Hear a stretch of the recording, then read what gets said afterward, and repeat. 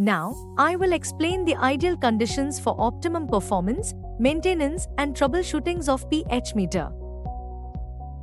1. Set the temperature manually according to the solution temperature for better results. 2. If error shows on display, check the buffer solution. Press the RES button and release it until hearing a tick. It will reset to factory default. Recalibrate the pH meter again. 3. Ensure the electrode does not touch any surface of the glassware. 4. Proper earthing is essential.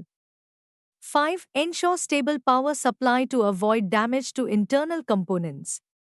6. During measurements, wash the electrode properly with double distilled water. Do not wipe the pH electrode with cotton, as it may polarize the electrode.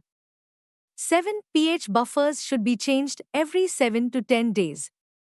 8. When not in use, store the electrode moist in saturated KCl solution. 9. If readings are unstable or the electrode response is slow, immerse the electrode in 0.1 NaCl overnight. 10. If the problem persists, before discarding the electrode, dip the electrode in 2% HF solution for only 5 seconds. Then dip it in distilled water for 30 minutes and recheck the electrode. 11. Always calibrate the meter when replacing the electrode.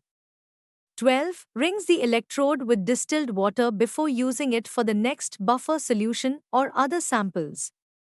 13. The shelf life of the 10.01 pH buffer is shorter, while the 7.00 and 4.01 pH buffers are more stable with longer shelf lives.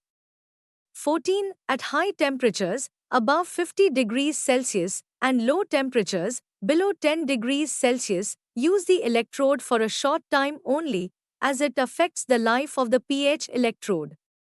Similarly, at high pH, above 12, and low pH, below 2, use the electrode for a short time as it may affect the life of the pH electrode.